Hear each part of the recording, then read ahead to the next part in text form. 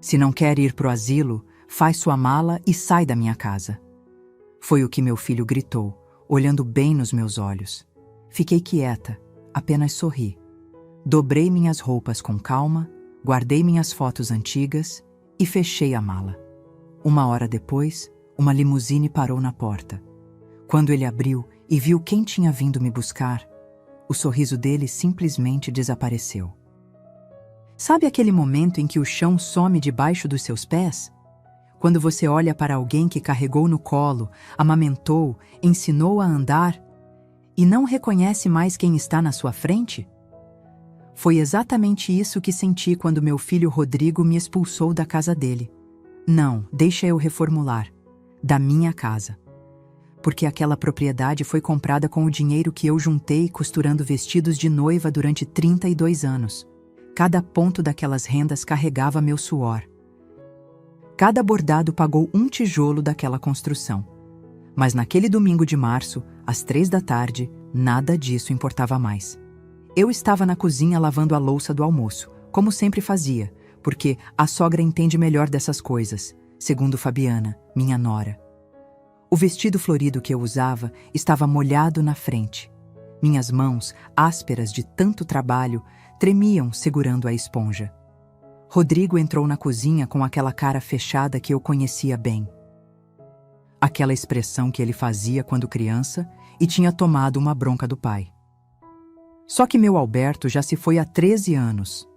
E o homem de 42 anos parado na minha frente não era mais aquele menino assustado. Mãe, a gente precisa conversar. Sequei as mãos no pano de prato bordado. Presente da minha comadre Vilma. Virei para ele com um sorriso cansado. Fala, meu filho. Aconteceu alguma coisa? Fabiana apareceu na porta. Unha feita, cabelo escovado, aquele batom vermelho que ela sempre usava. Cruzou os braços e ficou ali, observando, como uma plateia esperando o show começar. A gente tomou uma decisão, Rodrigo começou sem me olhar nos olhos. A casa tá pequena demais. Pietro e Alice precisam de mais espaço. E... bem, a senhora já tem idade, né? Talvez fosse melhor procurar um lugar mais adequado. Meu coração disparou. Eu sabia o que vinha a seguir. Um lugar adequado? Repeti devagar. Um lar de idosos, mãe. Tem uns muito bons aqui na região. A senhora vai ter companhia, atividades, enfermeiras. Asilo. A palavra saiu da minha boca como um tiro. Você está querendo me mandar para um asilo. O silêncio que se seguiu foi denso como chumbo. Fabiana mexia no celular, fingindo estar ocupada. Rodrigo finalmente me encarou, e havia algo nos olhos dele que eu nunca tinha visto antes. Frieza. Não é asilo, mãe. É uma residência assistida. A diferença é que você quer me jogar fora. Minha voz não tremeu. Não ia dar esse gosto para eles. Foi aí que ele explodiu. Então vai embora, vai! Se não quer ir pro asilo, faz sua mala e sai da minha casa. O grito dele ecoou pela cozinha. Ricocheteou nas paredes que eu pintei. Atravessou o corredor onde eu coloquei os quadros. Subiu pelas escadas que eu limpei todo santo dia durante 3 anos. Fabiana sorriu. Um sorriso pequeno, discreto, que ela tentou esconder atrás da mão. Mas eu vi. E foi nesse exato momento que algo dentro de mim se rompeu. Não foi meu coração. Esse já estava em pedaços. Foi algo mais profundo. Foi a última corda que me prendia à ilusão de que eu ainda tinha uma família. Respirei fundo.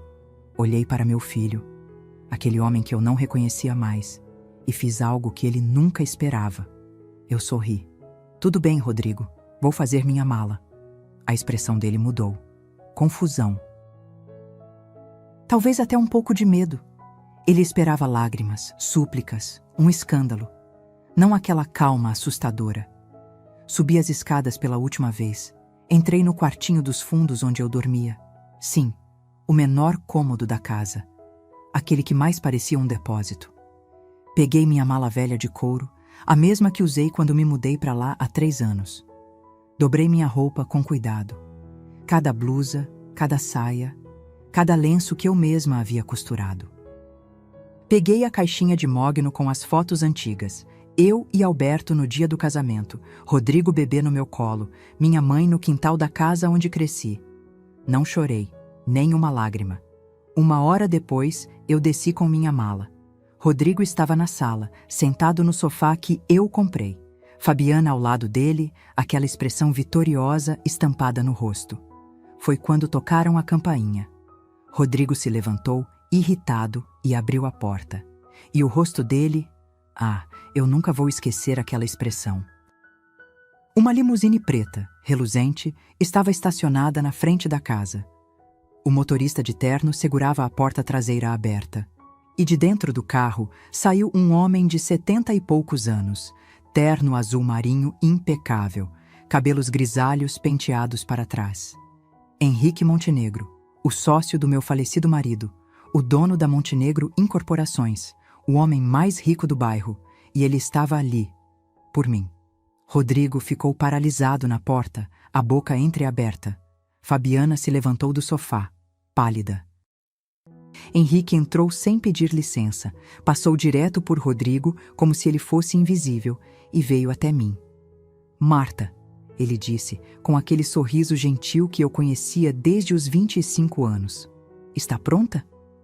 Peguei minha mala. Olhei para Rodrigo uma última vez. Obrigada por tudo, meu filho. Agora você tem a casa todinha para vocês. E saí. O sorriso de Rodrigo tinha desaparecido completamente. Enquanto a limusine se afastava, vi pela janela traseira. Meu filho ainda estava parado na porta, imóvel, vendo sua mãe partir em grande estilo. E pela primeira vez em 3 anos, eu me senti livre. Se você quer saber o que aconteceu depois, deixe seu like e se inscreva no canal, porque essa história está apenas começando, e o que vem a seguir vai te deixar de queixo caído. O interior daquela limusine cheirava a couro legítimo e perfume caro. Henrique sentou ao meu lado, mantendo uma distância respeitosa, enquanto o motorista seguia pela avenida principal. Eu ainda segurava firme a alça da minha mala velha, como se fosse a única coisa real naquele momento. Minhas mãos tremiam, não de medo, mas de uma mistura estranha de alívio e incredulidade. Você está bem? Henrique perguntou, a voz baixa e cuidadosa. Eu queria dizer que sim. Queria fingir que estava tudo sob controle.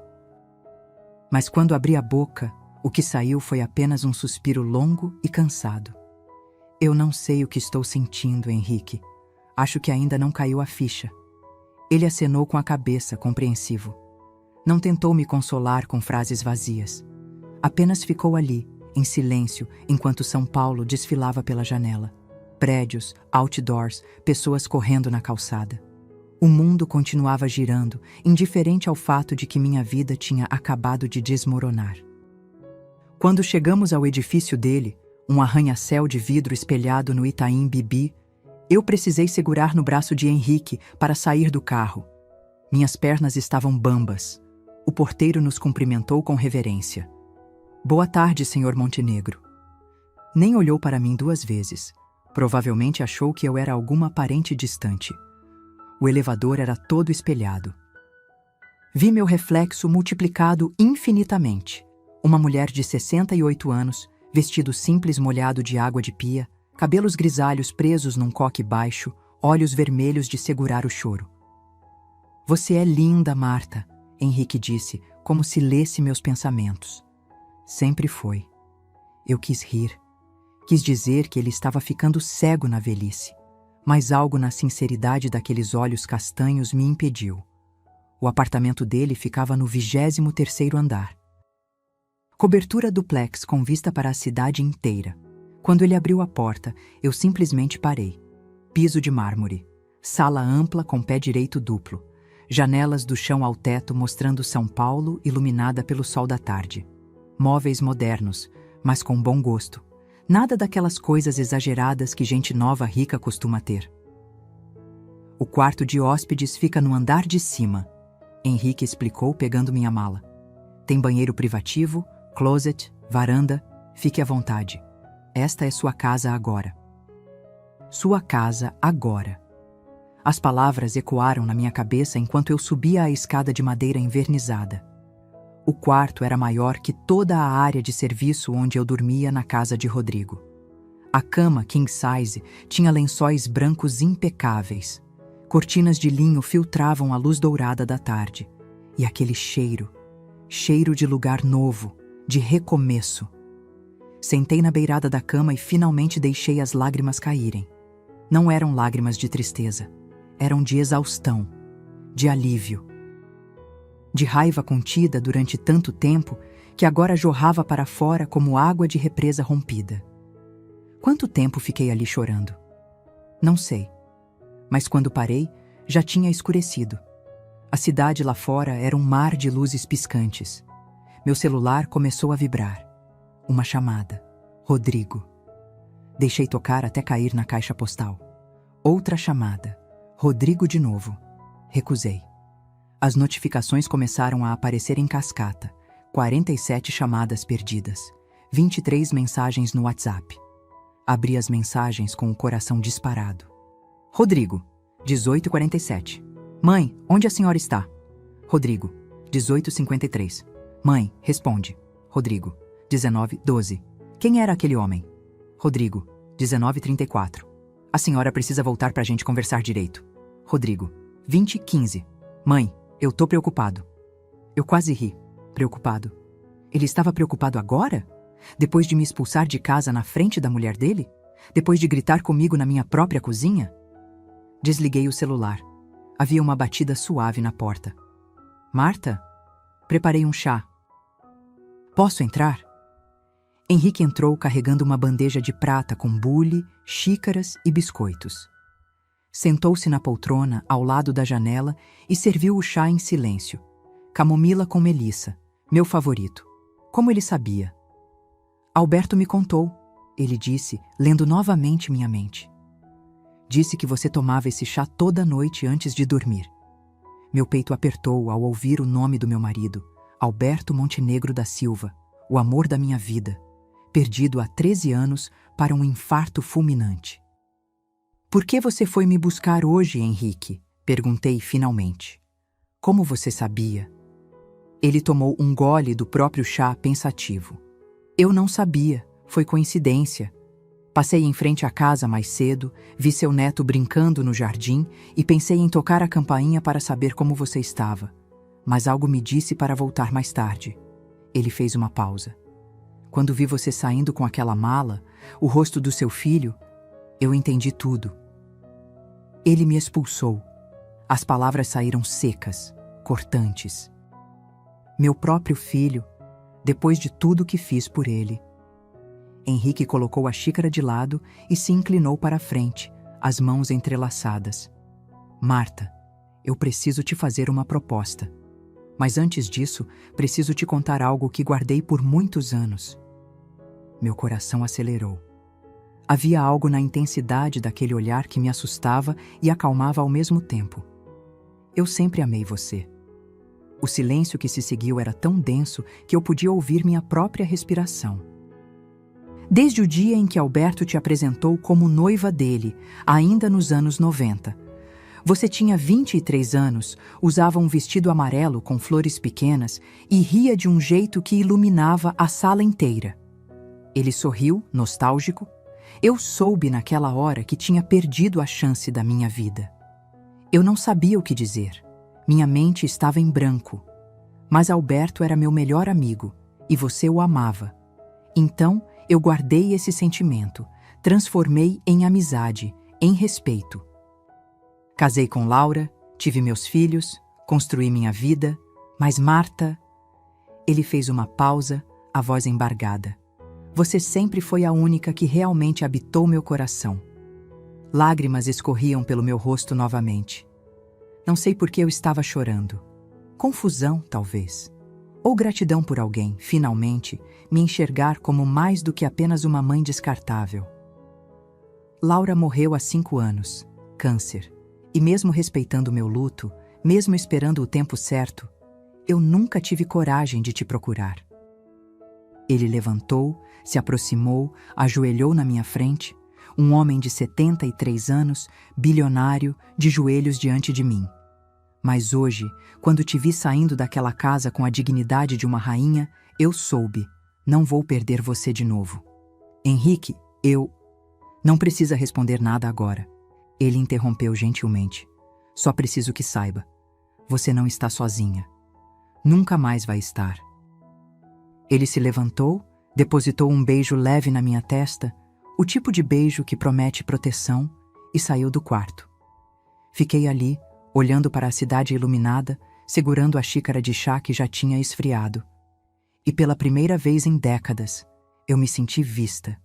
No dia seguinte, Henrique bateu na porta às 9 da manhã. Vista algo bonito. Temos uma reunião importante. Reunião? Confia em mim. 1 hora depois, estávamos no escritório do advogado dele, Dr. Otávio Sampaio, um homem careca de óculos que me cumprimentou com reverência excessiva. Senhora Marta, é uma honra finalmente conhecê-la. Henrique puxou uma cadeira para mim e sentou ao meu lado. Otávio, pode começar. O advogado abriu uma pasta azul, puxou vários documentos e olhou diretamente para mim. Senhora Marta, eu tenho uma proposta do Sr. Montenegro. Ele gostaria de torná-la sócia minoritária de 3 empreendimentos da Montenegro Incorporações. Isso representaria uma renda mensal estimada entre 80 a 120 mil reais, dependendo dos resultados trimestrais. Eu pisquei. 1 vez, 2, 3. Como é que é? Henrique sorriu. Você não vai depender de ninguém nunca mais, Marta. Nem de mim, nem de filho ingrato, nem de ninguém. E foi nesse momento que eu entendi. Minha vida tinha acabado de mudar completamente. Rodrigo continuou ligando. 47 chamadas viraram 200, mas eu não atendia nenhuma. Porque algumas portas, quando se fecham, não devem mais ser abertas. Pelo menos não ainda. Mas o que Rodrigo ainda não sabia é que aquela limusine não tinha sido a maior surpresa. O pior para ele estava apenas começando. Continue comigo para descobrir o segredo que eu guardei por anos e que mudaria tudo. Sabe aquela sensação de acordar num lugar estranho e demorar alguns segundos para lembrar onde você está? Foi exatamente isso que senti naquela primeira manhã na cobertura de Henrique. Abri os olhos e vi o teto alto, as cortinas de linho balançando suavemente com a brisa que entrava pela janela entreaberta. Por um momento, achei que estava sonhando, mas não estava. Levantei devagar, os joelhos estalando. A idade não perdoa, e caminhei até a varanda. Lá de cima, São Paulo parecia outra cidade. Limpa, organizada, bonita até, tão diferente da vista que eu tinha do quartinho dos fundos na casa de Rodrigo, o muro cinza do vizinho e a caixa d'água enferrujada. Foi aí que bateu, como uma onda fria que te derruba sem avisar. Eu tinha ignorado tanta coisa, tanto sinal, tantas pequenas crueldades que fui engolindo uma atrás da outra, como se fossem remédios amargos necessários para manter a paz. Sentei na cadeira de balanço da varanda e deixei as memórias virem. 3 anos atrás, quando vendi meu apartamento.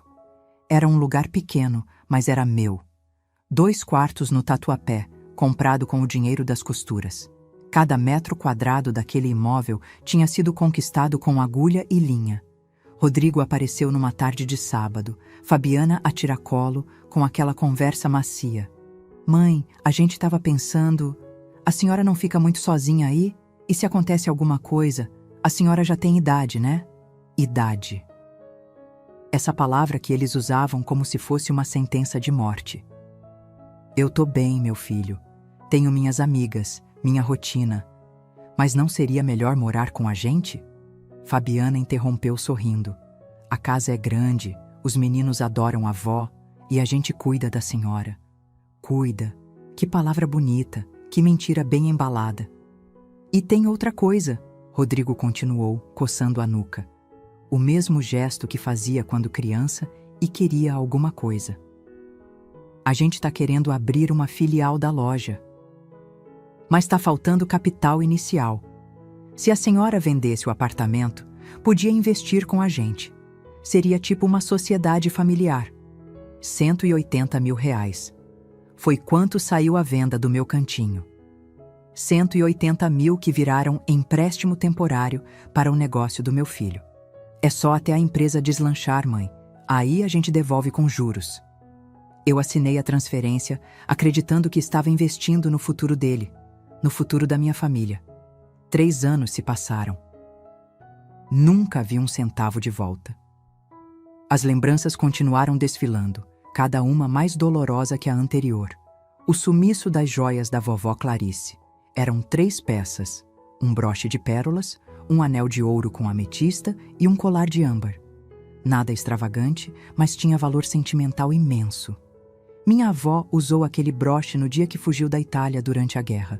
Eu guardava tudo numa caixinha de veludo verde, escondida na gaveta da minha roupa íntima. Até que um dia, a caixinha simplesmente sumiu.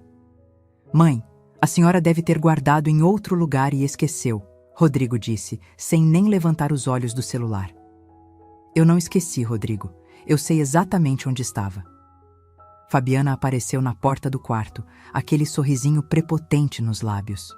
Sogra, com todo o respeito, mas a senhora já tem idade. É normal ficar esquecida. Minha avó também ficou assim antes de ir pro asilo. Asilo. Ela já plantava a semente 3 anos atrás. Nunca mais encontrei as joias. 6 meses depois, vi fotos no Facebook de Fabiana em Cancún, usando um colar de âmbar idêntico ao da vovó Clarice. Quando perguntei, ela disse que tinha comprado numa feira de artesanato no México. Eu não confrontei. Não fiz escândalo. Apenas engoli seco e fingi que acreditava. Por quê? Porque eu tinha medo. Medo de perder meu filho. Medo de ficar sozinha de verdade. Medo de admitir que talvez, só talvez, eu tivesse criado um homem fraco demais para me defender. Mas a pior memória de todas foi aquela conversa que escutei sem querer. Era uma terça-feira à noite, há cerca de 8 meses. Eu tinha descido para pegar água na cozinha quando ouvi a voz de Fabiana vindo da sala. Ela estava ao telefone. Relaxa, mãe. Mais uns meses e ela vai pro asilo. Aí a gente reforma o quartinho dela, transforma num closet para mim. Risada. Não, ela não suspeita de nada. É muito ingênua. Ainda acredita que o filho ama ela. Meu sangue congelou. Fiquei ali, parada na escada, segurando firme no corrimão para não desabar. O dinheiro do apartamento, já gastamos quase tudo. Mas relaxa, quando ela sair, a gente vende essa casa e compra outra menor. Aí sobra uma grana boa. Pausa. Rodrigo? Ah, ele faz o que eu mando. Homem fraco é fácil de manipular. Voltei pro quarto em silêncio, deitei na cama e chorei até o travesseiro ficar encharcado. Mas não fiz nada, porque uma parte de mim ainda tinha esperança.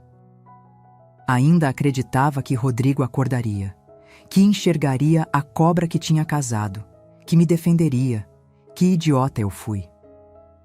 Nos meses seguintes, as humilhações só pioraram. Fabiana me tratava como empregada. Sogra, já que a senhora não trabalha mais, deixa que eu cuido da minha carreira, e a senhora cuida da casa, né? É uma troca justa. Troca justa. Eu limpava, cozinhava, lavava, passava. Cuidava de Pietro e Alice quando eles voltavam da escola. Fazia almoço para 8 pessoas todo domingo quando a família da Fabiana vinha visitar. E em troca, eu tinha um teto, um quartinho nos fundos, e a ilusão de que ainda fazia parte daquela família. Marta, esquenta a comida do Pietro, Fabiana ordenava sem nem olhar para mim. Marta, passa essas roupas aí. Marta, dá banho na Alice que eu preciso sair. Nunca por favor, nunca obrigada, nunca meu nome dito com respeito. E Rodrigo? Ele assistia tudo calado, olhava para o celular. Fingia que não via. Tinha uma tarde específica que ficou gravada na minha alma como ferro em brasa. Pietro, meu neto de 8 anos, tinha feito um desenho na escola. Uma família, pai, mãe, irmãzinha. E no canto, bem pequena, uma figura solitária. Quem é essa aqui, amor? Perguntei, apontando para a figura. É você, vó. A professora mandou desenhar a família. Mas a mamãe disse que você não é bem da família, que você só mora aqui de favor. Aquilo me atingiu como um murro no estômago. E o que você acha, Pietro? Ele me olhou com aqueles olhinhos castanhos inocentes. Eu acho que você é da família, vó. Você faz bolo de chocolate toda sexta. Foi a coisa mais doce e mais triste que já me disseram. Sentada naquela varanda da cobertura, revivendo cada humilhação, cada desrespeito, cada momento em que eu engoli o choro e fingi que estava tudo bem, eu senti algo mudar dentro de mim. Não era raiva, não era tristeza, era clareza. Eu tinha passado 3 anos aceitando migalhas, me contentando com sobras de afeto, me anulando para não incomodar, virando invisível na tentativa desesperada de não ser expulsa. E mesmo assim, fui expulsa. Porque para gente como Fabiana, eu nunca seria suficiente, nunca seria útil o bastante, nunca seria nada além de um estorvo a ser removido na primeira oportunidade. E Rodrigo? Meu filho tinha escolhido o lado dele há muito tempo. Só que eu estava cega demais, apaixonada demais pela lembrança do menino que ele foi, para enxergar o homem covarde em que ele se transformou. Peguei meu celular. 213 chamadas perdidas agora. Abri o WhatsApp. As mensagens continuavam chegando. Rodrigo, 0723. Mãe, pelo amor de Deus, atende. Rodrigo, 0745. A gente precisa conversar. Rodrigo, 0812. Eu não quis dizer daquele jeito. Eu não quis dizer daquele jeito. Mas disse, gritou, na minha cara. Me expulsou como se eu fosse lixo. Bloqueei o número. Henrique bateu na porta com o café da manhã. Pão francês quentinho, manteiga, geleia de morango, suco de laranja espremido na hora. Dormiu bem? Melhor do que nos últimos 3 anos, respondi. E era verdade. Ele sentou na minha frente, estudando meu rosto. Você está diferente hoje. Estou lembrando, falei simplesmente, de tudo que eu deixei passar, de todas as vezes que eu me calei quando deveria ter gritado. Henrique acenou com a cabeça compreensivo. E o que você vai fazer agora? Olhei para ele. Depois olhei para a cidade lá embaixo, para aquele mundo imenso que eu tinha esquecido que existia enquanto me enterrava naquele quartinho dos fundos. Agora? Agora eu vou fazer o que deveria ter feito há muito tempo. O quê? Eu sorri, e dessa vez não era um sorriso de dor. Era um sorriso de decisão.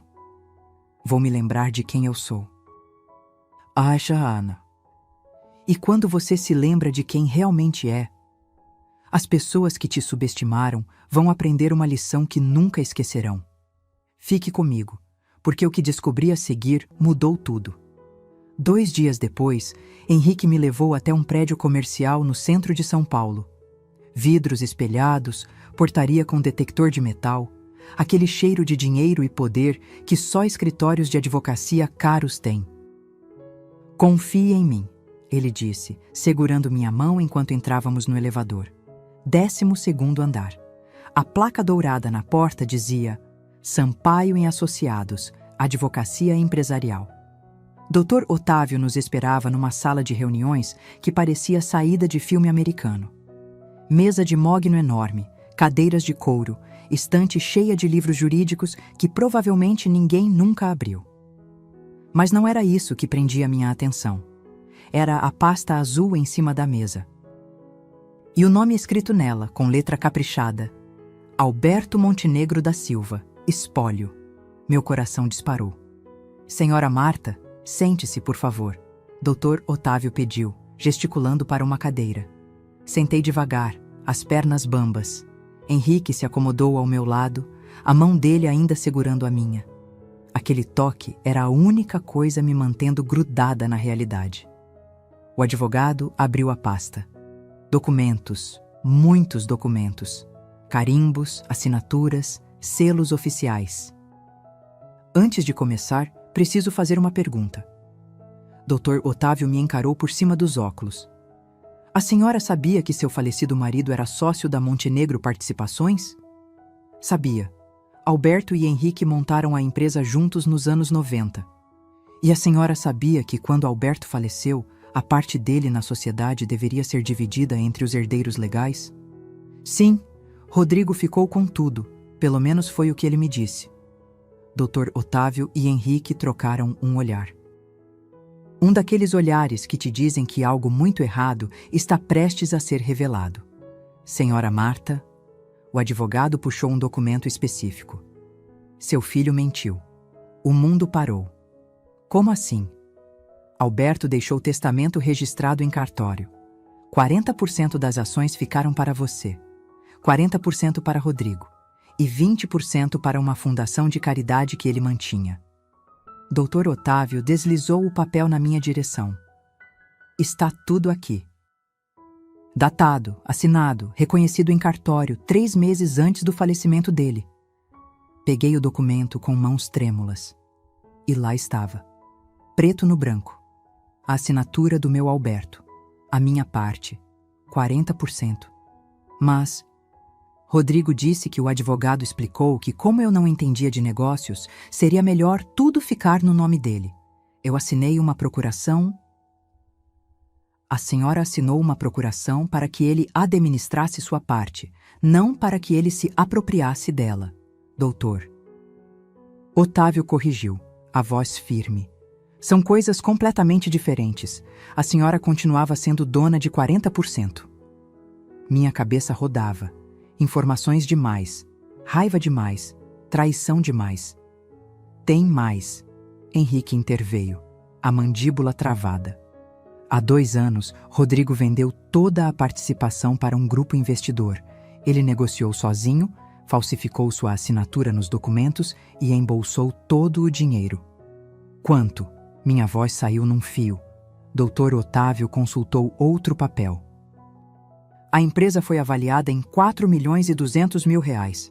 40% disso dá R$1.680.000. Ele fez uma pausa. Mais correção monetária dos últimos 2 anos, mais juros, mais danos morais pela apropriação indevida. Estamos falando de aproximadamente R$2.300.000, que são seus por direito. 2,3 milhões. O quartinho dos fundos, as humilhações. Os pedidos de empresta só mais um pouquinho, mãe. A expulsão. Tudo enquanto ele tinha roubado milhões de mim. Eu quero processar, falei, e minha voz não tremeu nem um pouco. Quero cada centavo de volta, com juros, com correção, com tudo. Dr. Otávio sorriu. Era o sorriso de um tubarão que acabou de farejar sangue. Já preparei a petição inicial. Só preciso da sua autorização para protocolar. Peguei a caneta. Assinei meu nome em 3 vias diferentes. Cada rabisco era uma declaração de guerra. Rodrigo vai ser notificado em 48 horas, o advogado explicou. Ele terá 15 dias para apresentar defesa. Mas com as provas que temos, documentos forjados, perícia grafotécnica, extratos bancários, ele não tem como escapar. Saímos do escritório 1 hora depois. Eu estava atordoada, mas havia algo novo pulsando dentro do meu peito. Poder. No caminho de volta, Henrique parou num café. Pediu 2 expressos e me encarou com seriedade. Marta, você tem certeza? Processar o próprio filho não vai ser fácil. Ele vai reagir. Fabiana vai envenenar mais ainda a cabeça dele. E os netos? Os netos, eu interrompi, merecem crescer, sabendo que a avó não é capacho de ninguém, que dignidade não se negocia e que roubar da própria mãe tem consequências. Henrique sorriu, orgulhoso. Esse é o espírito. Voltamos para a cobertura. Desliguei meu celular, que agora tinha mais de 400 chamadas perdidas, e dormi a noite inteira. Sem remorso, sem culpa, sem medo. 48 horas depois, o telefone fixo de Henrique tocou às 7 da manhã. Era Dr. Otávio. Ele foi notificado, e pela reação, acho que seu filho acabou de ter o pior dia da vida dele. Desliguei e olhei pela janela. São Paulo acordava devagar, o sol nascendo por trás dos prédios. E eu estava apenas começando. Rodrigo pensou que tinha sido esperto, que eu nunca descobriria. Mas sabe o que ele esqueceu? Que eu sou filha de imigrantes italianos. E italiano não esquece. Italiano cobra. Continue aqui, porque o confronto que vem a seguir vai te arrepiar. 3 semanas se passaram desde a notificação judicial. 3 semanas de silêncio absoluto da minha parte. 3 semanas em que Rodrigo deve ter envelhecido 10 anos. Eu sabia disso porque Henrique tinha um investigador acompanhando os movimentos dele. Não por maldade, por estratégia. Conhecer o inimigo é metade da batalha. E sim, meu próprio filho tinha virado meu inimigo. A ficha tinha caído de vez. Naquela manhã de sábado, resolvi que estava na hora de olhar nos olhos dele. Não por saudade, não por reconciliação, mas porque algumas conversas precisam acontecer cara a cara. Peguei meu celular, aquele que estava desligado há semanas, e liguei. Atenderam no primeiro toque. Mãe, graças a Deus! A voz de Rodrigo estava desesperada. Mãe, a gente precisa conversar. Isso é um mal-entendido terrível. Eu posso explicar. Restaurante Fazano, hoje, 8 da noite. Você, Fabiana e eu. Cortei, seca. Não se atrase. Desliguei antes que ele respondesse. Henrique, que assistia tudo da poltrona com uma xícara de café, sorriu. Você está magnífica quando está no controle. Aprendi com os melhores, respondi, piscando para ele. Às 7h30, eu estava pronta. Vestido preto na altura dos joelhos, aquele que eu mesma tinha costurado há anos e nunca tinha tido coragem de usar. Sapatos de salto baixo discretos, cabelo solto nos ombros, as mechas grisalhas brilhando sob a luz. Um toque de batom vermelho escuro. Quando desci, Henrique ficou de pé boquiaberto. Marta, você está deslumbrante. Vingança se serve fria, Henrique, mas a gente pode se vestir bem para a ocasião. Chegamos ao Fazano às 8 em ponto. O restaurante era tudo o que eu imaginava. Lustres de cristal, mesas com toalhas brancas impecáveis, garçons de luva branca. O tipo de lugar onde uma refeição custa mais do que eu ganhava em uma semana de costura. Rodrigo e Fabiana já estavam lá, sentados numa mesa do canto, visivelmente desconfortáveis. Quando me viram entrar, as reações foram opostas. Rodrigo ficou pálido. Fabiana arregalou os olhos, a boca entreaberta, porque eu não era mais a velhinha de vestido florido molhado de pia. Eu era outra pessoa. Ou melhor, eu era eu de novo. Me aproximei devagar, sentindo todos os olhares do restaurante em mim. Ou talvez fosse paranoia, mas naquele momento eu me sentia uma rainha. Mãe!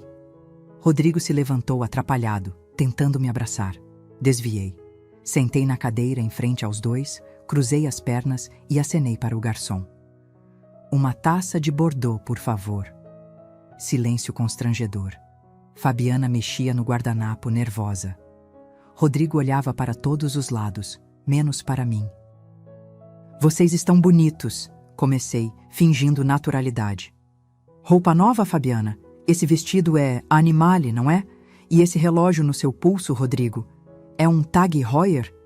Lindo. Rodrigo engoliu seco. Mãe, sobre o processo. Ah, o processo, eu interrompi sorrindo. Vamos falar sobre isso mesmo. Mas antes... Abri a bolsa e tirei um envelope pardo. Coloquei em cima da mesa, bem no centro. Queria mostrar uma coisa para vocês. Fabiana olhou para o envelope como se fosse uma bomba. O que é isso? Ela perguntou, a voz fina. Abra e veja. Rodrigo pegou o envelope com mãos trêmulas. Abriu, e o rosto dele perdeu toda a cor que ainda restava. Eram cópias. Cópias dos documentos forjados, da assinatura falsificada, dos extratos bancários mostrando a entrada de R$ 1.680.000 na conta dele há 2 anos.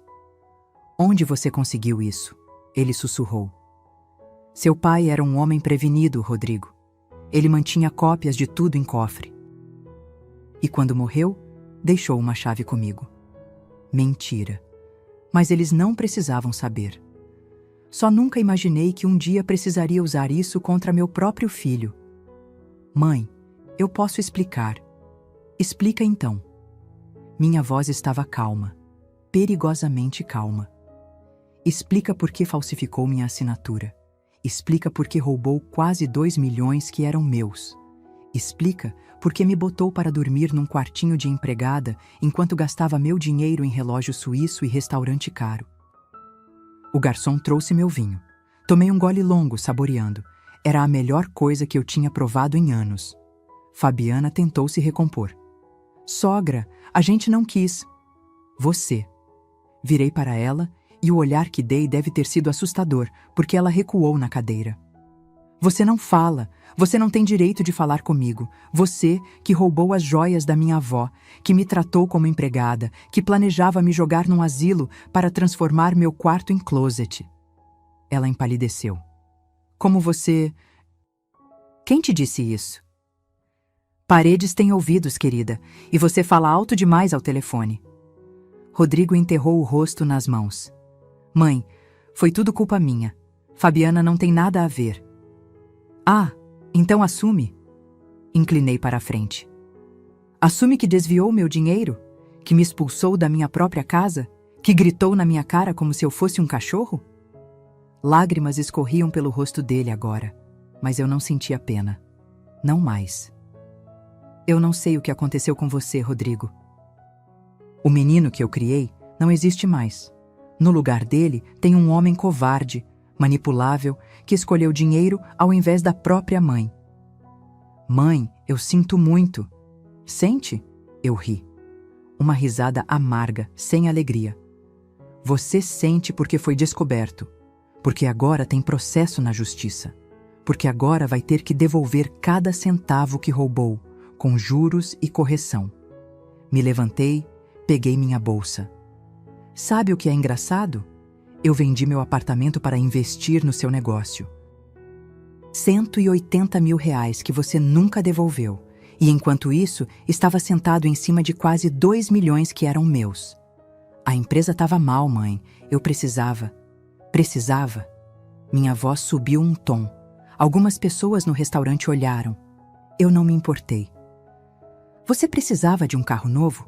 De viagem para Cancún? De roupa de grife? Enquanto sua mãe lavava sua cueca e dormia num quartinho sem nem janela direito? Silêncio. Fabiana tinha lágrimas nos olhos também agora.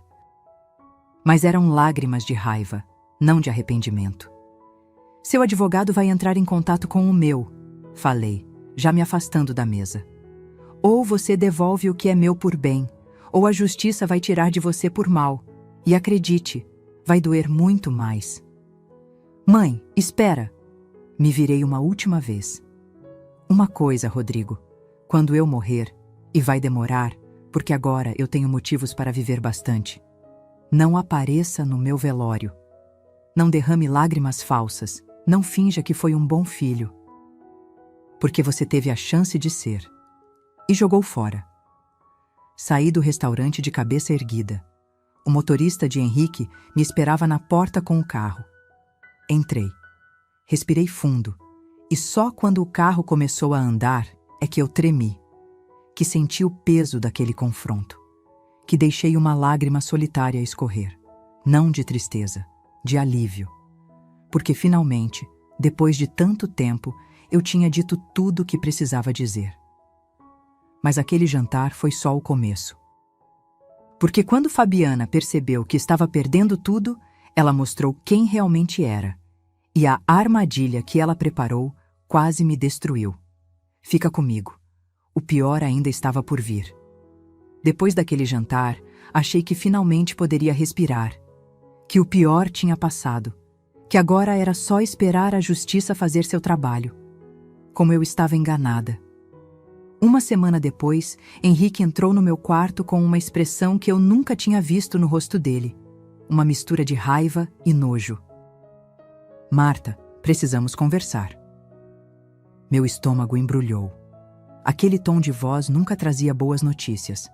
Ele sentou na beirada da cama, segurava um envelope marrom. não olhava nos meus olhos. O investigador que contratei para acompanhar o caso, ele descobriu algumas coisas. Henrique fez uma pausa longa. Sobre Fabiana. O que ela fez agora? Ele abriu o envelope. Fotos, várias fotos. Fabiana entrando num hotel. Fabiana saindo de um apartamento. Fabiana aos beijos com um homem que definitivamente não era Rodrigo. Um homem mais novo, musculoso, cabelo raspado, camisa regata apertada, aquele tipo que passa o dia na academia tirando selfie. Quem é esse? Perguntei, embora já soubesse a resposta. Júlio César Tavares, 32 anos, personal trainer. Trabalha numa academia em Moema. Henrique passou mais fotos. Eles se encontram há pelo menos um ano, 2, 3 vezes por semana, sempre no mesmo motel na Marginal. Senti uma onda de satisfação perversa. Então a Santinha tinha segredos também. Tem mais, Henrique continuou, agora mostrando extratos bancários. Lembra das joias da sua avó que sumiram? Foram vendidas numa joalheria no centro, R$ 23 mil. O dinheiro entrou numa conta conjunta que Fabiana mantém secretamente com esse Júlio. 23 mil. As joias da vovó Clarice, vendidas para bancar caso extraconjugal. E tem isso. Ele me entregou o último documento. Passagens aéreas para Cancún, março do ano passado. Fabiana Cristina Mendes e Júlio César Tavares. 7 dias. Hotel 5 estrelas. Tudo pago com cartão de crédito da conta dela e do Rodrigo. Então era verdade. Aquela viagem que ela disse ser retiro espiritual com as amigas tinha sido lua de mel com o amante. Usando o dinheiro que era meu. Rodrigo sabe? Perguntei. Henrique suspirou. Sabe, há 6 meses, o investigador descobriu mensagens antigas. Rodrigo confrontou ela. Fabiana chorou, pediu perdão, prometeu que tinha terminado tudo. E ele aceitou. Aceitou? Eu não conseguia acreditar. Ele tem medo dela, Marta. Medo de divórcio, de perder os filhos, de ficar sozinho. Então engoliu a traição e fingiu que nada aconteceu. Me levantei, fui até a janela.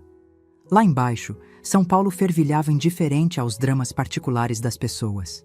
Meu filho tinha virado um homem patético. Um covarde que roubava a própria mãe, mas não tinha coragem de expulsar a mulher que o traía. Mostre isso para o Dr. Otávio, falei, decidida. Isso muda tudo no processo. Como assim? Fabiana manipulou meu filho, usou ele para ter acesso ao dinheiro da família. Vendeu minhas joias para bancar o amante. Isso não é só adultério, é estelionato, apropriação indébita. Virei para Henrique. Eu quero ela na cadeia. Henrique sorriu. Aquele sorriso de tubarão de novo. Já estou providenciando. Há 2 dias depois, toquei a campainha da casa, da minha antiga casa. Fabiana abriu a porta, o rosto contraído numa careta de ódio mal disfarçado. O que você quer? Conversar com meu filho, sozinha. Ela ia protestar, mas Rodrigo apareceu atrás dela, abatido, olheiras profundas. Deixa ela entrar, Fabiana. Entrei naquela casa como se fosse a primeira vez. Tudo estava igual.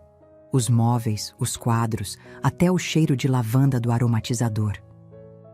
Mas parecia um lugar completamente estranho agora. Rodrigo me levou até o escritório. Fechou a porta. Ficamos ali, parados, nos encarando. Meu filho tinha emagrecido. O rosto estava encovado, a postura curvada. Parecia ter envelhecido 10 anos em um mês. Mãe, eu sei da Fabiana e do Júlio. Soltei, sem rodeios. Ele congelou. A boca abriu, fechou, abriu de novo. Nenhum som saiu. Sei que ela te traiu. Sei que você descobriu e não fez nada. Sei que ela vendeu as joias da vovó Clarice para pagar viagem com o amante. Me aproximei dele. E sabe o que mais eu sei? Que você é um covarde. Mãe, não é assim tão simples. É sim. Minha voz explodiu. É exatamente assim. Você escolheu essa mulher ao invés de mim. Ela te manipulou, te usou, te traiu. E mesmo assim, você preferiu me expulsar de casa do que botar ela na rua. Rodrigo começou a chorar. Soluços altos, desesperados. Eu tenho medo, mãe. Medo de perder os meninos. Medo de ficar sozinho. Medo de não conseguir sobreviver sem ela. E foi nesse momento que eu entendi. Meu filho não era apenas covarde. Ele estava doente. Preso num ciclo de abuso emocional que nem ele mesmo conseguia enxergar. Fabiana tinha destruído ele por dentro. Tinha corroído sua autoestima até transformá-lo num fantoche. Parte de mim sentiu pena. Mas a outra parte, a maior parte, ainda estava machucada demais para perdoar. Rodrigo, olha para mim. Segurei o rosto dele com as 2 mãos, obrigando-o a me encarar. Você precisa escolher. Ou você acorda e vê que essa mulher está te destruindo, ou você perde tudo. A empresa, o dinheiro, os filhos e a mãe. Eu não quero perder você, mãe. Então mostra isso. Faz alguma coisa. Soltei ele, dei um passo atrás. Porque do jeito que está, você já me perdeu. Saí do escritório. Fabiana estava na sala, claramente tendo escutado tudo através da porta. Passei por ela sem dizer uma palavra. Mas antes de sair, virei. Ah, Fabiana, espero que tenha aproveitado bem aquelas viagens para Cancún, porque quando o juiz ver as provas que eu tenho, a única viagem que você vai fazer é para uma cela. O rosto dela ficou lívido. E eu saí, porta afora, sentindo algo que não sentia há muito tempo. Poder puro. Naquela noite, Dr. Otávio ligou. Marta, temos um problema. Meu coração afundou. Que tipo de problema? Fabiana entrou com pedido de medida protetiva contra você. Está alegando que se sente ameaçada, que você fez ameaças explícitas contra ela na frente de testemunhas. Ele fez uma pausa. E está pedindo restrição de contato com os netos, alegando que sua presença é prejudicial para as crianças. O mundo desabou de novo. Ela não pode fazer isso. Pode sim, e fez. A audiência é semana que vem. Desliguei o telefone com as mãos tremendo. Fabiana tinha jogado sujo. Muito sujo. E pela primeira vez desde que saí daquela casa, eu senti medo de verdade. Medo de perder Pietro e Alice. Medo de nunca mais vê-los. Medo de que, no final, a cobra venenosa vencesse. O Fabiana tinha declarado guerra. E quando se mexe com os netos de uma avó italiana, ela esqueceu que todo veneno tem antídoto. O que eu fiz a seguir virou completamente o jogo. Continue aqui, porque ninguém ameaça meus netos e sai impune. Aquela semana foi a pior desde que tudo começou. Pior que a expulsão. Pior que descobrir o roubo. Pior que tudo, porque mexeram com meus netos. Eu podia aguentar humilhação, traição, roubo. Mas tirar Pietro e Alice de mim? Isso era cruzar uma linha que não tinha volta. Passei 3 noites sem dormir, sentada na varanda, olhando a cidade, pensando nos meus netinhos. Pietro com aquele sorriso banguela. Alice me chamando de Vovó Martinha. As tardes de sábado fazendo bolo de chocolate juntos. Tudo isso ia ser arrancado de mim por causa de uma mentira. Na manhã da audiência, vesti meu melhor conjunto, blazer azul marinho, calça social, cabelo preso num coque elegante. Precisava parecer respeitável, controlada. Não a bruxa perigosa que Fabiana estava pintando. Dr. Otávio me buscou às 8. No carro, ele revisou a estratégia. Mantenha a calma. Não reaja às provocações. Deixe que eu conduza tudo. Ele me olhou sério. E Marta, prepare-se. Fabiana vai mentir. Muito. O fórum era um prédio antigo no centro, cheirando a mofo e papel velho. Corredores apertados, gente por todo lado. Advogados de terno conversando em grupos. Famílias inteiras esperando nas cadeiras de plástico. E lá, no final do corredor, estavam eles. Fabiana, vestida de forma recatada, saia até o joelho, blusa fechada até o pescoço, maquiagem leve, cabelo preso, sem brincos chamativos. A imagem perfeita da mãe de família preocupada. Rodrigo ao lado dela, olhando para o chão. Não levantou os olhos quando passei. Entramos na sala da audiência. Pequena, claustrofóbica. A juíza era uma mulher de uns 50 anos, cabelos curtos, expressão severa. Bom dia. Audiência de medida protetiva, processo número... Ela leu os números burocráticos enquanto meu coração martelava no peito. O advogado de Fabiana, um homem gordo de terno amassado, começou. Meritíssima, minha cliente vive em constante estado de terror desde que a requerida senhora Marta proferiu ameaças diretas contra ela. Ele abriu uma pasta. Há testemunhas que podem confirmar que a senhora Marta disse, e cito, a única viagem que você vai fazer é para uma cela. Isso configura ameaça clara e inequívoca. A juíza me olhou por cima dos óculos. A senhora confirma ter dito isso? Dr. Otávio se levantou. Meritíssima, o contexto. Eu perguntei para a requerida. Respirei fundo. Sim, eu disse, mas não foi ameaça, foi constatação de um fato jurídico. Mantive a voz firme. Fabiana vendeu joias que eram minhas, patrimônio de família, para custear relacionamento extraconjugal. Isso é crime. Murmúrio na sala. Fabiana ficou vermelha. Mentira! Ela gritou se levantando. Ela está inventando isso porque quer me destruir. Silêncio! A juíza bateu o martelo. Sente-se, senhora Fabiana. Aqui quem faz as perguntas sou eu. O advogado dela continuou. Meritíssima, além das ameaças, há a questão do bem-estar das crianças. Pietro, de 8 anos, e Alice, de 5, estão sendo expostos a um ambiente de conflito intenso. A avó aparece sem avisar, faz acusações graves contra a mãe deles, gera instabilidade emocional. Eu só fui lá uma vez, explodi, não aguentando mais. Uma vez em um mês, para falar com meu filho. A juíza ergueu a mão. Senhora Marta, contenha-se. Ela virou para o advogado. Continue. As crianças estão tendo pesadelos, Excelência. Pietro chorou na escola dizendo que a avó e a mãe estão brigando e ele não quer perder nenhuma das duas. Alice está fazendo xixi na cama de novo, algo que não acontecia há 2 anos. O homem fez uma pausa dramática. Pedimos, portanto, a proibição de contato entre a avó e os menores até que esse conflito familiar seja resolvido judicialmente. Senti minha alma sendo arrancada do corpo. Não ver meus netos, não poder abraçá-los. Não fazer bolo de chocolate aos sábados. As lágrimas vieram. Não consegui segurar. Dr. Otávio levantou rápido.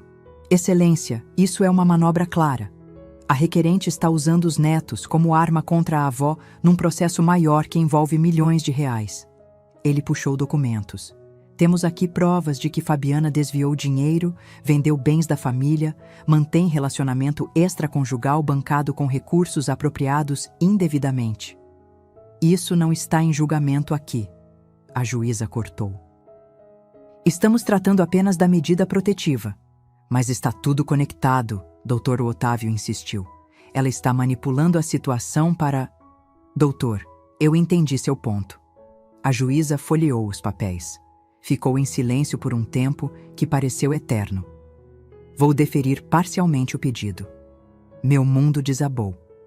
A senhora Marta fica proibida de se aproximar da residência da família. No entanto, ela me olhou. As visitas aos netos ficam mantidas, desde que supervisionadas e em local neutro, uma vez por semana. Não era o que eu queria, mas não era o pior cenário. Fabiana, no entanto, tinha uma expressão de vitória no rosto. Para ela, qualquer restrição já era uma conquista. Saímos do fórum. Eu estava arrasada. Henrique me esperava na frente com o carro. Assim que me viu, correu e me abraçou. E ali, na calçada suja daquele fórum velho, eu desmoronei. Chorei como não chorava desde que Alberto morreu. Chorei pela injustiça, pela maldade gratuita, por ver meu filho parado naquela sala, omisso, enquanto a mulher dele tentava me destruir. Ela ganhou! Solucei no ombro de Henrique. Ela conseguiu me afastar deles. Não ganhou nada, ele sussurrou no meu ouvido. Isso foi só uma batalha, Marta. A guerra ainda não acabou. Naquela noite, não consegui comer. Não consegui conversar. Fiquei apenas sentada na varanda, olhando o vazio. Henrique tentou me animar. Trouxe chá, coberta, colocou música suave. Nada funcionava. Às 10 da noite, ele sentou ao meu lado. Marta, olha para mim. Virei o rosto e ele viu meus olhos inchados, vermelhos. Essa mulher não sabe com quem ela mexeu. Henrique segurou minha mão. Ela te subestimou. Achou que você ia desistir, que ia se encolher e aceitar. Ele sorriu. Mas ela esqueceu uma coisa. O quê? Que você é a mulher mais forte que eu já conheci. Que já enfrentou coisa muito pior que uma nora manipuladora. Que criou um filho sozinha, trabalhou décadas sem parar, perdeu o marido e não quebrou. Ele apertou minha mão.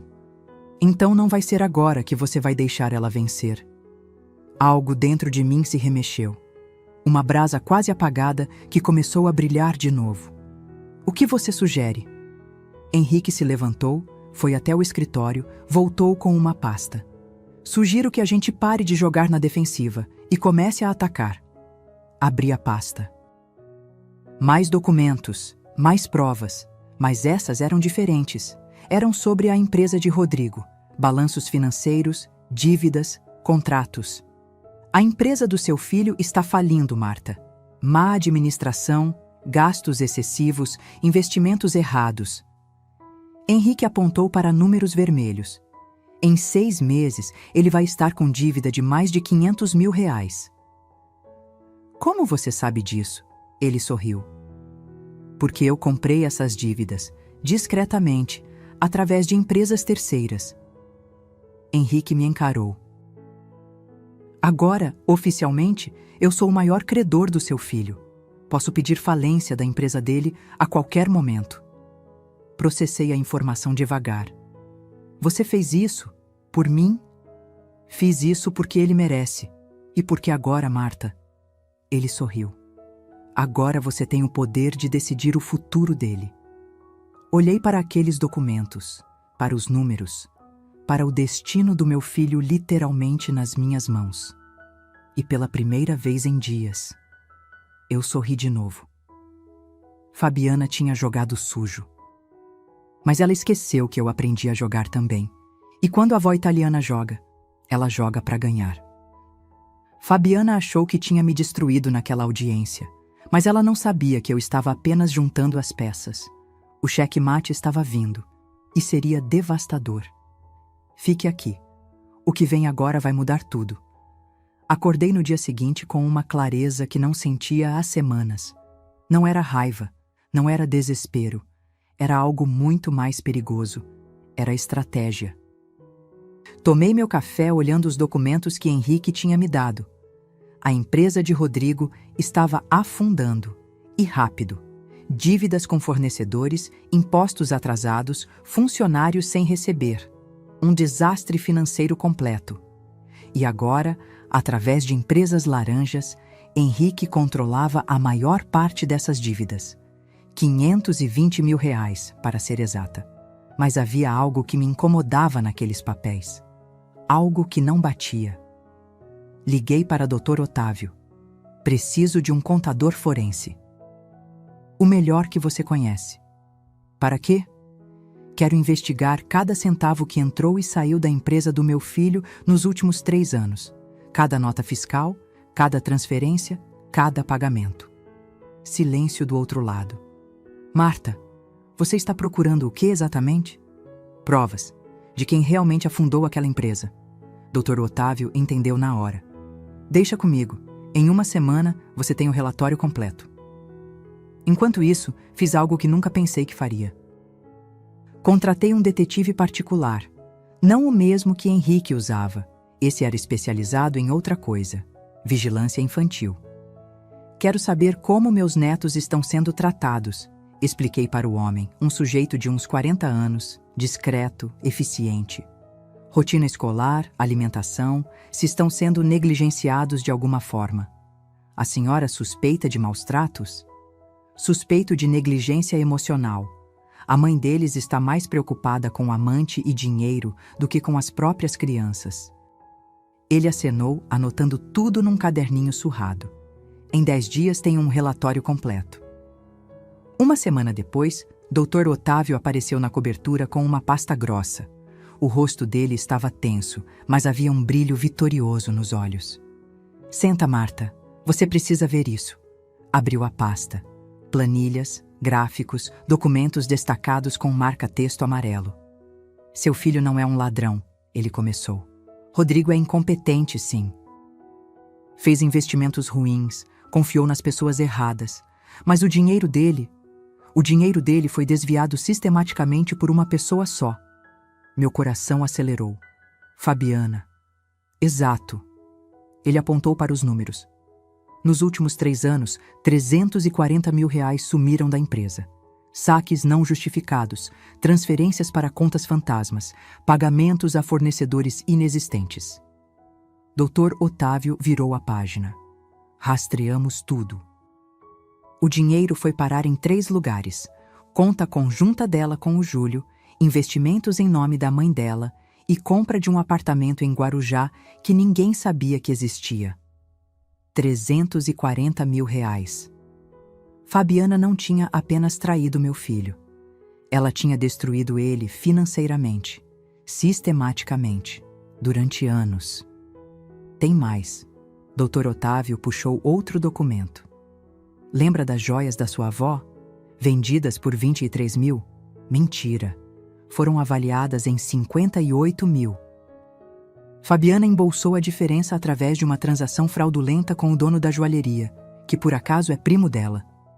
Eu estava tremendo, de raiva, de indignação, de uma satisfação sombria porque finalmente, eu tinha provas concretas. O que fazemos com isso? Perguntei. Dr. Otávio sorriu. Aquele sorriso de tubarão faminto.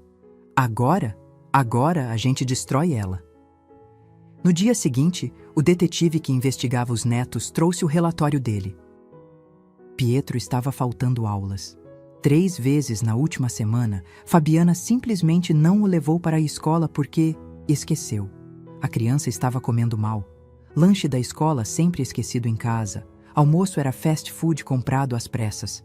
Alice tinha voltado a fazer xixi na cama, mas não por causa de mim, como Fabiana alegou no tribunal.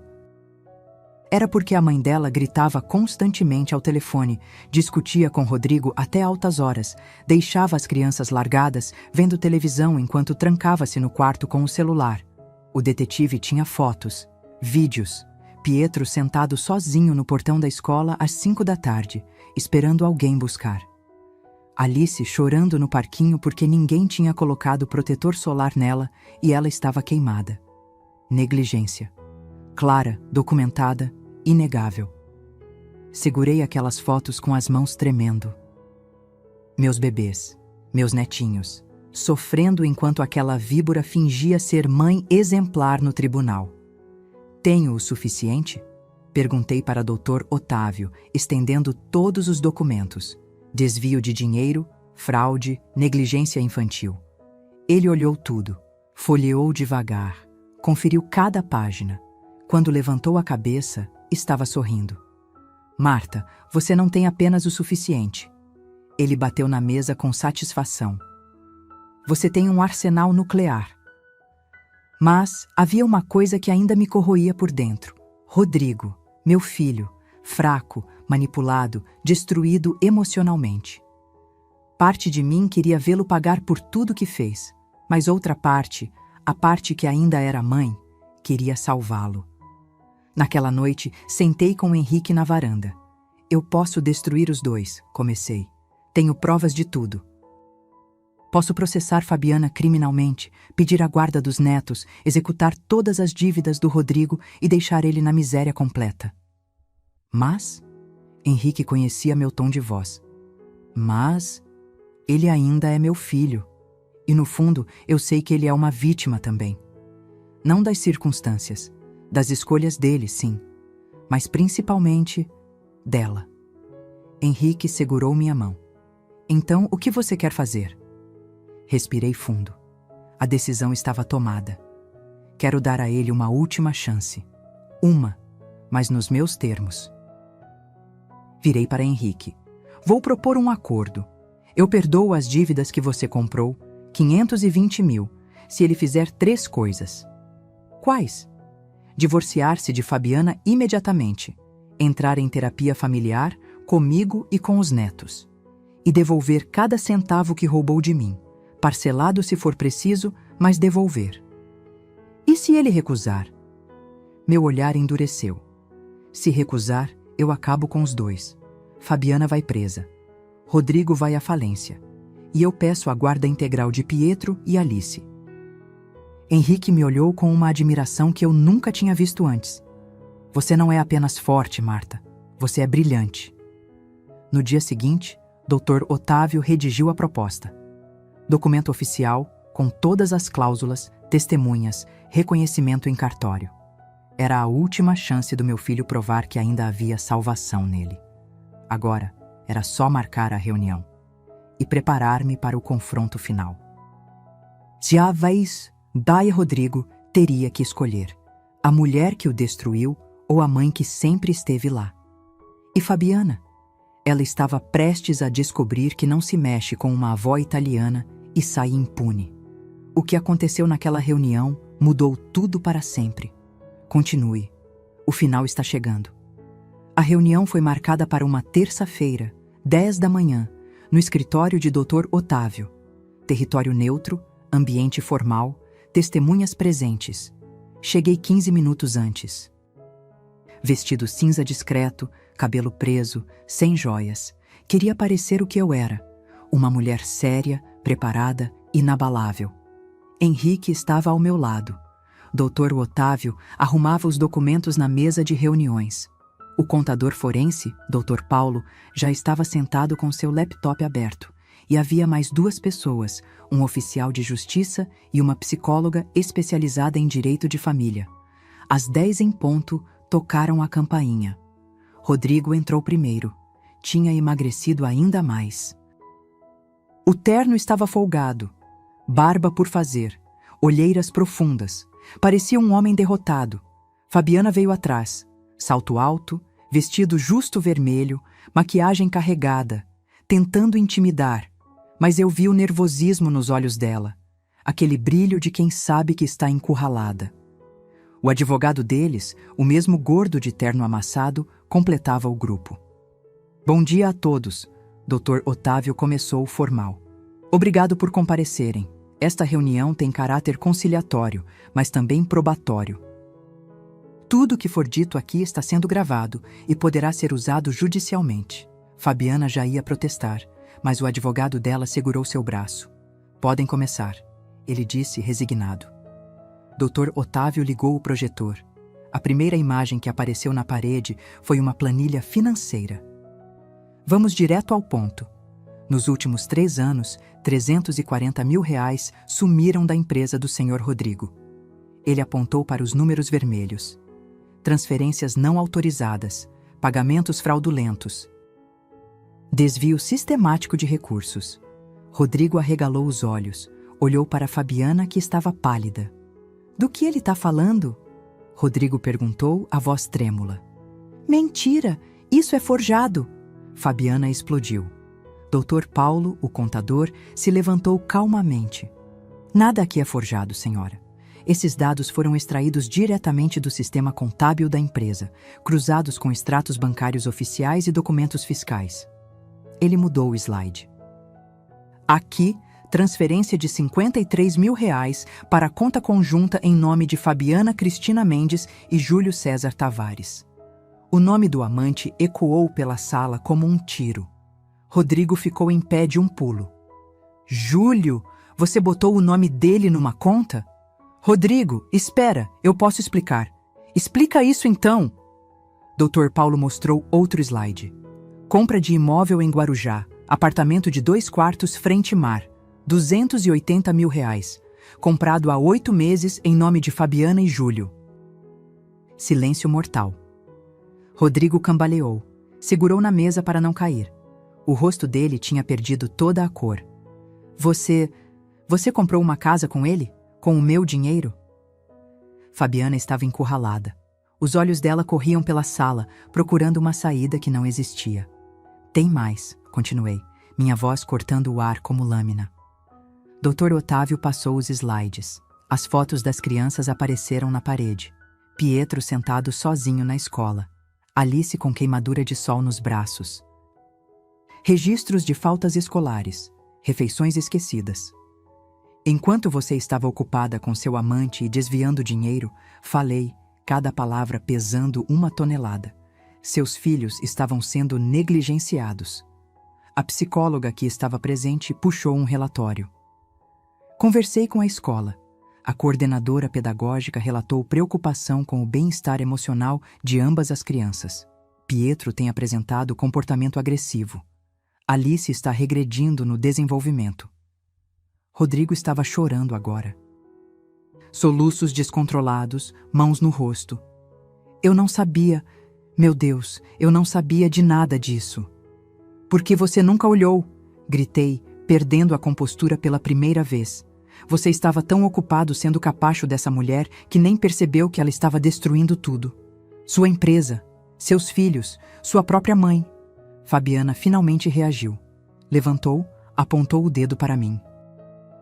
Você não passa de uma velha ressentida. Tá fazendo isso porque não aceita que seu filho cresceu e tem vida própria. Vida própria? Eu também me levantei. Você chama de vida própria roubar, trair, negligenciar crianças? Você é uma fraude, Fabiana. Uma mentirosa, golpista, mãe irresponsável. Chega! Dr. Otávio bateu na mesa. Sentem, as duas. Agora. Respirei fundo, me recompondo. Sentei. Fabiana continuou de pé, tremendo de raiva. Senta, Fabiana. O advogado dela sussurrou. Você tá piorando a situação. Ela sentou, mas os olhos dela atiravam punhais na minha direção. Dr. Otávio abriu a última pasta. Rodrigo, agora vou falar com você. Ele deslizou um documento. Sua empresa deve R$520 mil. Essas dívidas foram adquiridas pelo Sr. Henrique Montenegro, através de empresas terceiras. Ele pode pedir sua falência a qualquer momento. Rodrigo olhou para Henrique, depois para mim atordoado. Mas há uma proposta de acordo, Dr. Otávio continuou. Sua mãe está disposta a perdoar essa dívida, toda ela, mediante 3 condições.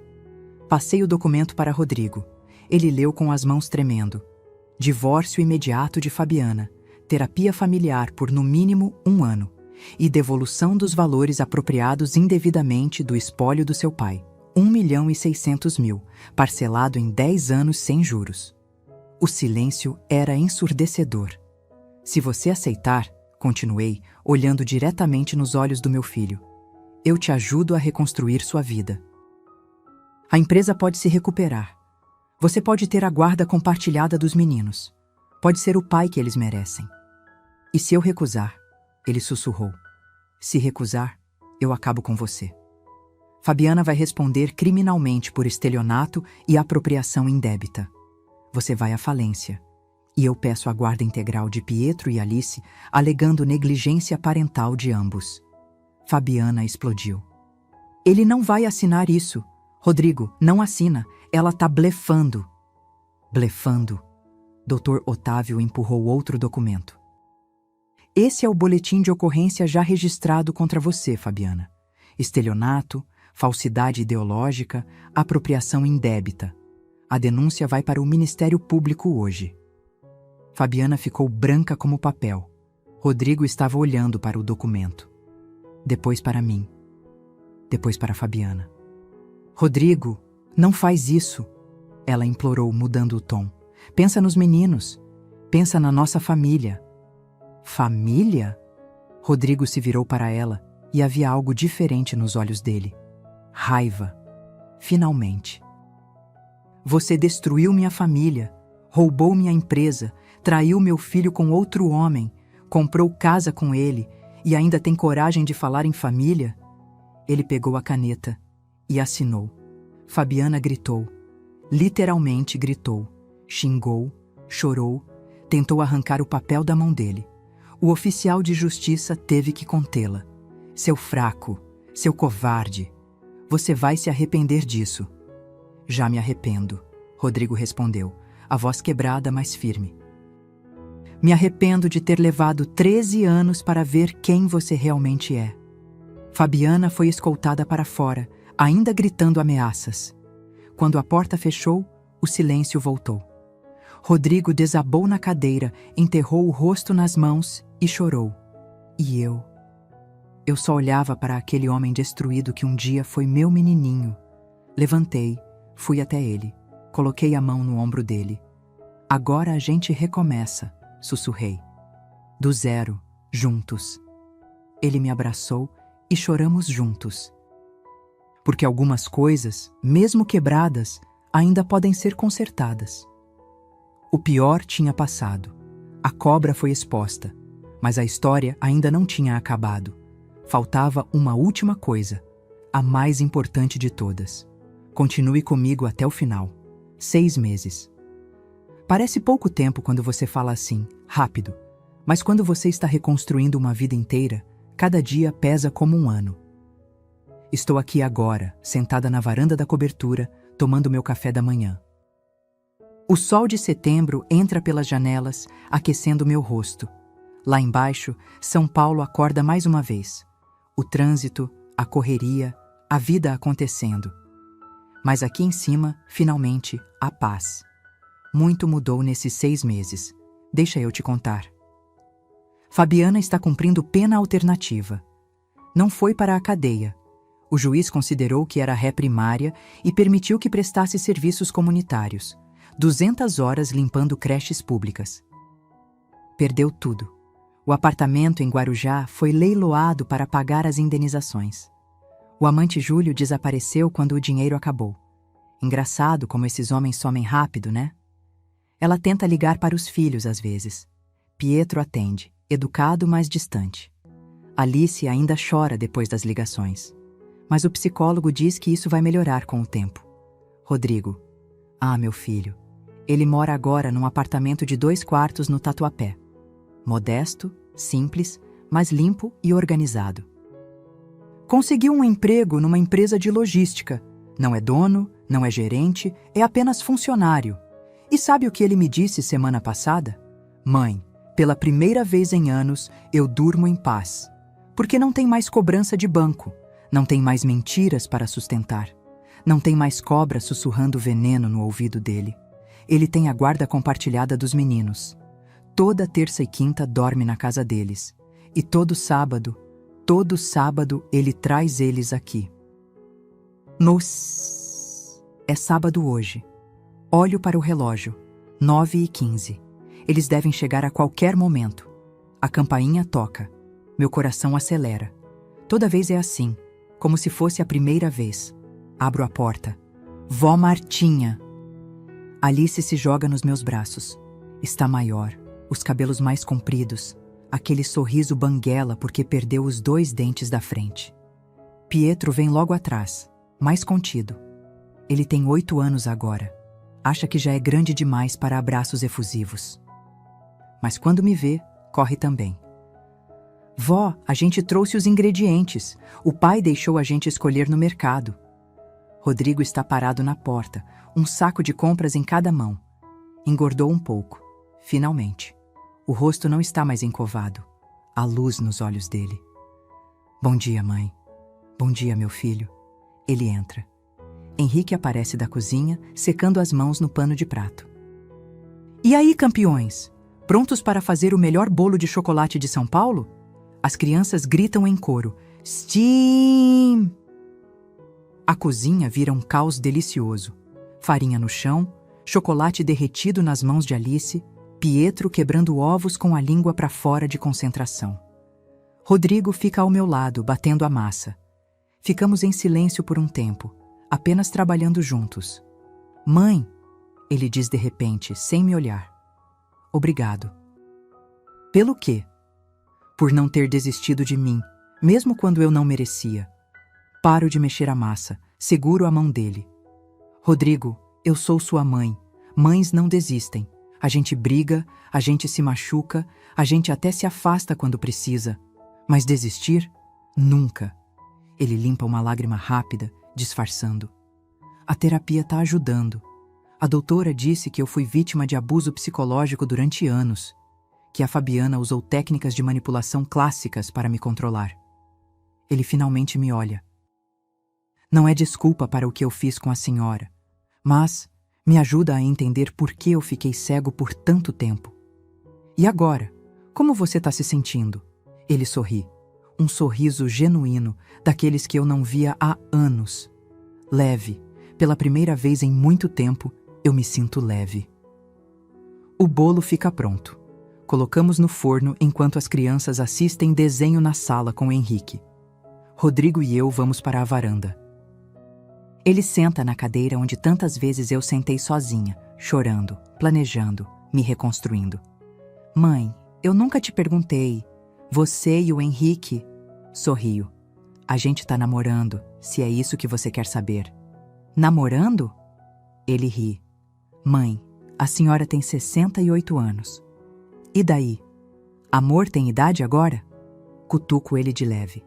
Henrique me faz feliz, me respeita, me trata como rainha. É tudo o que eu mereço depois de tanto tempo me contentando com migalhas. Rodrigo fica sério. A senhora merece isso mesmo. Merece tudo de bom. Ficamos olhando a cidade juntos. Pai e filho, que um dia foram inimigos, agora apenas recomeçando. Mãe, sobre o dinheiro, os pagamentos. Não se preocupa com isso agora. Vai pagando devagar no seu tempo. Não é sobre o dinheiro, Rodrigo. Nunca foi. Então sobre o quê? Sobre você entender que ações têm consequências. Sobre aprender a valorizar quem realmente te ama. Sobre ser homem de verdade. Não aquele que grita e oprime, mas aquele que sustenta, protege e honra. Ele acenou pensativo. Do forno vem o cheiro de chocolate. Alice grita da sala. Já tá pronto, vó. Mais 10 minutinhos, meu amor. Cortamos o bolo, todos juntos ao redor da mesa. Pietro conta sobre a escola. Alice mostra um desenho que fez. Uma família. Vovó, papai, ela, Pietro e Henrique. Todos de mãos dadas. Cadê a mamãe? Rodrigo pergunta com cuidado. A mamãe tá em outra folha. Alice responde simples. Porque ela mora longe agora. Crianças têm essa sabedoria crua, né? Elas entendem as coisas do jeito delas. Henrique me olha de ponta de mesa. Sorri.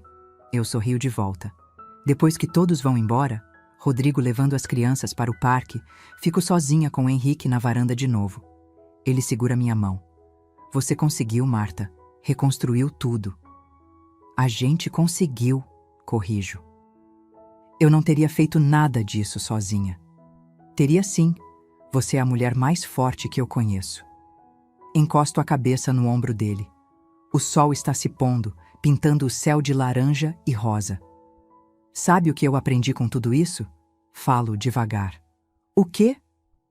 Que a gente não precisa aceitar migalhas, que dignidade não se negocia, que mesmo quando a vida te quebra em 1000 pedaços, olho para ele. A gente sempre pode se reconstruir. E quando a gente se reconstrói com as próprias mãos, peça por peça, a gente não vira o que era antes. Vira o quê? Sorrio. Vira diamante. Eles acharam que me quebrariam. Não sabiam que eu já tinha sido quebrada e reconstruída tantas vezes, que aprendi a virar diamante. E diamante, meu bem, não se quebra mais. Diamante brilha. Imana ma mufin dacia. Se essa história tocou seu coração, se você se viu em algum momento dessa jornada, deixe seu comentário aqui embaixo contando de onde você está assistindo. E se conhece alguém que precisa ouvir essa mensagem, que nunca é tarde para recomeçar, que dignidade não tem preço, que você merece ser tratado com respeito, compartilhe esse vídeo. Deixa seu like, se inscreve no canal e ativa o sininho para não perder as próximas histórias. Porque aqui a gente não conta histórias vazias. A gente conta histórias que transformam, que ensinam, que lembram você de quem você realmente é. Um abraço forte e lembre-se, você é mais forte do que imagina.